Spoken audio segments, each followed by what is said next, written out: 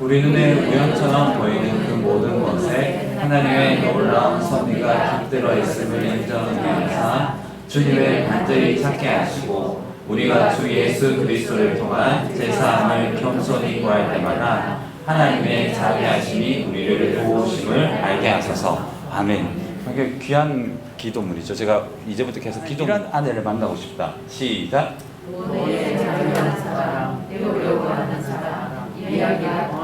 역시 공감이 가요. 근데 패러디가 있습니다. 요즘 시대에 굉장히 좀 우습게는 느껴지지 않고 그냥 어떤 여성분들이 패러디하는 이걸, 자, 돈에 자유한 사람 아니다. 돈이 차고 넘치는 사람. 맞아. 요즘은 돈이 차고 넘치는 사람이죠. 돈에 자유한 사람, 그럼 가난해지는 거죠. 맞아요. 그래요. 자, 배우려고 하는 사람 아니, 태어날 때부터 똑똑한 사람. 똑똑한 사람, 아주 이지적으로 모든 언어를 통달해가지고 여행 갈 때도 다 필요 없는 사람. 그리고 이야기가 통하는 사람 아니, 잘생기고 몸이 좋은 사람 남자. 자, 다 필요 없다. 이야기 몸만 좋으면 이야기할 거 없다. 그런 거죠. 이게 되게 패러디인데요. 굉장히 공감은 가지 않는데 우리 시대의 어떤 속성 맞죠? 사실 우리 청년들이나 우리 학생들이 뭐 돈에 자유한 사람 너나 자유하세요 이렇게 얘기할 겁니다. 우린 돈이 필요하거든요. 요즘 아이들 고등학생쯤 되면 다 아이패드로 수업해야 되는데 아이패드가 뭐 좀 비싸요. 저는 좀 이상주의자이긴 한데 과외나 이런 것들 가지 않아도 하나님이 다윗을 양치기해서 목자로 만드신 것처럼, 하나님의 그 목자로 만드신 것처럼 그렇게 쓰임받는 다음 세대들이 우리 교회에 나오기를 기도하고 있습니다. 여러분들도 여러분들의 아이들을 그렇게, 그래서 우리를 가르치는 학생들에게 첫 번째로 기도해야 될 제목이 뭐냐면 공부 잘하게 해달라 아니에요. 건강하게 해달라 아니에요. 회심하게 해달라고 기도해야 돼요. 예수를 같이 한번 읽어볼까요? 시작. 오래 살아남지 말고 제대로 인생을 살아.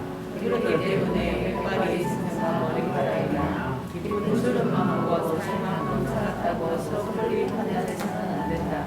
백발의 여인은 그저 오래 살아남은 것이지 제대로 인생을 살아서라고 할 수 없습니다. 혹시 여러분들이 진짜 후회된다는 거 하나 있으면 인생에서, 근데 감사하게도 하나님은 시간을 변화시킬 수 있는 유일한 분이시잖아요. 그래서 현재를 변화되면 과거가 해석이 돼요. 어려운 내 잘못된 것도. 그래서 사생활적인 후회는 인문학에서는 후회로 남지만 칼빈이 이야기한 대로 하나님의 섭리 안에 들어오면 그조차도 의미가 있습니다. 이렇게 모아놓고 내가 왜 무신론자가 되었는가라고 강의할 만큼 정말 유명한 분이에요. 물론 돌아가셨지만, 근데 그분이 행복의 정복이라는 글을 썼는데요. 굉장히 뒤에 건 다 읽지 않아야 되는데 빨간 글씨만 한번 읽겠습니다. 시작. 가장 바람직한 사람은 서로 생명력을 주고받는 사람. 그러니까 필요 충분히 안 맞는 거예요. 내가 엄청나게 많은 게 줄 수 있지만 부부관계라는 게 안 그렇잖아요. 사실 항상 충만할 수가 없는 거죠. 그래서 항상 우리가 청년들한테도 이제 결혼 얘기 상담할 때도 항상 너무 외로울 때는 만나지 말고, 내가 너무 결핍의 대상이 되었을 때는 내가 좀 성숙해지고 사랑을 차고 넘쳐서 누군가에 줄 수 있을 때 사랑하라고 얘기를 해요. 근데 굉장히 어렵죠. 이게 충동적이고 굉장히 원색적이잖아요. 그리고 여러분 생각해보면 가장 바람직한 사람은 서로 생명력을 주고받는 것인데, 사실 인간의 한계가 있잖아요. 죄가 많고 짜증이 나고 열받으면 내 속마음이 나오는 것보다는 내가 하고 싶은 말이 나오잖아요. 남편한테 누구나 언제든 취할 수 있는 정상의 상태가 아니죠. 누구도 노력해서 얻은 거에는 분명히 얻은 것이지만 가사에 맞지 않아야 할 특별한 상태입니다. 여러분 또 한번 나오면 자유롭게 혹시 나눌 수 있는 분, 올 한해 제일 저는 이제 가슴이 두근거릴 때 행복하고 느끼거든요. 네. 진짜 거짓말 아니고 여기 올 때 너무 감사합니다. 안 그래도 심장과 신경이 맞대는 아이 때문에 가슴이 더 두근거릴 건데 맞죠? 정상적인 건 아니에요. 이 시대가 돈이 필요하고 건강이 필요한 시대 속에서 내가 행복을 느낀다? 이게 사실 감사한 겁니다. 정말 어떤 순간이든 작은 소소한 소확행은 요즘에 단어가 사라졌지만, 여러분 교회 생활할 때, 신앙생활 할 때 너무 큰 걸 추구하지 마시고 작고 작은 것에 감사와 행복을 느낄 수 있으면 좋습니다. 진짜 행복한 사람이, 덜 행복한 사람이, 나보다 못 가진 사람이 찾아와서 당신은 행복해야 됩니다 얘기하면 너나 잘했어요 얘기하지 않겠냐, 이런 질문이 나옵니다. 어스틴 얘기가, 내가 돈이 진짜 많아요. 근데 누가 찾아와가지고 난 행복해, 하나님도 필요 없을 만큼 행복한데 누가 찾아와서 당신은 하나님 없이는 행복할 수 없을까, 무슨 얘기냐고 그게. 즉 이게 뭐냐 하면 여러분들도 마찬가지인 거죠. 만약에 내가 느끼기에 나는 괜찮다고 생각하면 어떻게 보면 성장은 이루어지지 않아요. 성장이란 것은 자꾸 뭔가에 대한 질문이에요. 내가 좀 더 행복해져야 되는데, 좀 더 성장해야 되는데, 뭔가 좀 더 내 인생에 괜찮은데, 뭔가 그 문제에 대해서 탈피할 수 있어야 되는데, 그 문제를 뛰어넘어서 하나님의 은혜를 받아야 되는데 라는 질문이 행복을 위한 도약인 거죠. 여러분들에게 그런 질문이 있고, 오늘 이 시간이 어떻게 보면 그런 시간이 되기를 사실 저는 바라봅니다. 그래서 자기 자신의 말인가 그 다음은 삶이 있는가 하는 문제가 되겠고, 세 번째는 그 삶이 올바른가 또는 남에게 보일 만한 가치가 있는가 하는 것이 되겠습니다. 즉 뭐냐면 글을 써놓고 글대로 살지 않으면 아무 의미가 없다는 거죠. 권 선생님이 생각을 가보면 강아지 키웠던 게 있어요. 강아지 똥이 했죠. 그 민들레가 태어났잖아요. 그걸 보고 강아지 똥을 썼거든요. 그러니까 그대로 살아있는 글쓰기를 한 거예요. 그래서 저도 어린 시절에는 문학을 하고 싶어서 글을 썼지만 역시나 안 돼가지고 그냥 글쓰기는 좋아하는데요. 근데 글쓰기가 살아요. 그래서 여러분 결핍 동기화되는 사람이 있어요. 이건 뭐냐면 필요가 많고 종속적이고 바라는 것이 많아요. 그러니까 그리스도 예수를 믿어도요, 결핍이 너무 많아서 늘 원하는 게 많은 사람들이 있어요. 그러니까 행복하려면 이게 필요하다. 교회 생활, 교회가 이걸 해줘야 된다. 무조건. 그러니까 내가 뭘 하기보다 뭔가 필요를 채우자 내가 이런 이게 약간 좀 이렇게 수동적이고 그 원망이 많아. 이런 사람들이 대다수가 감사할 것도 진짜 많은데 우리 교회 진짜 감사할 게 진짜 많잖아요. 근데 없는 것만 꼭 찾는 분이 있습니다. 그 없는 거를 우리가 채워야 되잖아요. 근데 그것도 참 은혜예요. 근데 그것도 채워야 되죠. 그런데 여러분 인생에서 이런 사람이 되면 안 됩니다.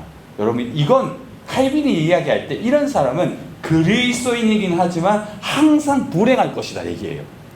항상 행복하는 조건을 세상으로 만들어버린 사람은 칼빈의 어느 전 주석에서 행복할 수 없을 거라고 얘기해요.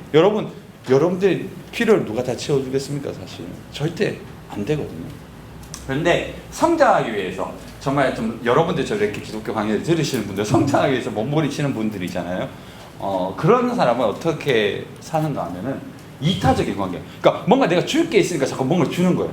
그러니까 여러분 사실 그렇잖아요. 여러분 밥 사주는 사람을 만나고 싶습니까? 밥 사줘야 될 사람을 만나고 싶습니까? 사주는 사람 맞죠. 그리고 내가 뭔가 늘 줘야 될 사람을 만나면 내가 늘 줄 수 있는 그 행복. 이거 사면 해. 이거 하면 돼. 이거 하면 되니까 생각할 시간이 없어. 생각할 필요가 없어요. 너무 즐길 게 많거든요. 뭐 제주도 가면 행복하고 여러 가지 많이 행복하고 또 놀면 되고 쾌락이 너무 많고 클릭만 하면 수많은 유튜브에 채널이 많은데 굳이 책 읽을 필요가 없죠. 그래서 일부러 저는 칼빈 강의할 때 유튜브 하나도 안 봤습니다. 어차피 유튜브 똑같은 거 유명한 분들의 교수님의 수업을 들어볼 필요 있지만 어차피 제가 읽은 것도 있기 때문에 텍스트에 있어서 제가 그냥 계속 사생을 해보는 거죠. 왜냐하면 내가 숙고한 작업이 내 것이 되는 거거든요. 자 보십시오. 우리는 사색할 시간이 없어요. 현실적으로도 없고 실제적으로도 없어요. 그렇다면 그 시간을 어떻게 만들까요? 하는 퀘스천이 여러분들과 저의 질문이에요. 그걸 해야만 그러니까 여러분 지금 이렇게 하는 것만으로도 성공한 겁니다. 99% 할렐루야. 맞죠? 한 번은 생각한 거잖아요. 한 번은 도약을 한 거니까 집에 가서 또 똑같이 살아도 괜찮습니다. 그리고 한 번은 생각한 거니까 괜찮아요. 그렇기 때문에 시대를 조금 다르게 생각합니다. 그래서 행복이란 무엇인가라는 질문이 아니라 우리는 이렇게 질문해야 됩니다. 칼빈이 이야기한 그대로 같이 한번 읽겠습니다. 시작! 자, 오늘 제가 강의할 핵심 주제 그리고 칼빈이 정말 강조했던 경건. 자, 우리는 행복해지기 위해서 하나님이 부르신 것이 아니다라는 게 칼빈의 주요 원진. 목사님, 우리는 행복하지 않아야 됩니까? 아니죠. 행복하죠. 근데 하나님 없는 행복보다 하나님 있는 경건이 낫다. 이게 바로 주요의 키워드고 하나님 안에 없는 행복은 행복이 아니고 하나님 안에 있어야만 진짜 행복을 느끼는데 그 행복을 칼빈은 행복이라는 단어를 쓰지 않아요. 그리고 경건이라는 단어를 씁니다. 이 경건이 무엇인가? 피에타스라는 라틴어 단어인데요. 근데 이 경건이 무엇일까에 대해서 우리가 배워보려고 합니다. 그리고 칼빈의 그 논주를 좀 읽어보려고 해요. 그리고 페이지를 넘기시면 됩니다. 그리고 한번 따라해 보도록 하겠습니다. 경건이란 무엇인가? 경건이란 무엇인가? 자, 그래서 여러분